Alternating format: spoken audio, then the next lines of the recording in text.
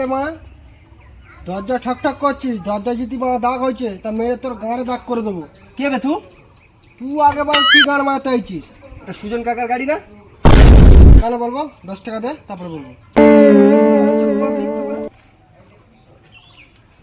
লে 10 টাকা বল। সুজন গান কি বলে?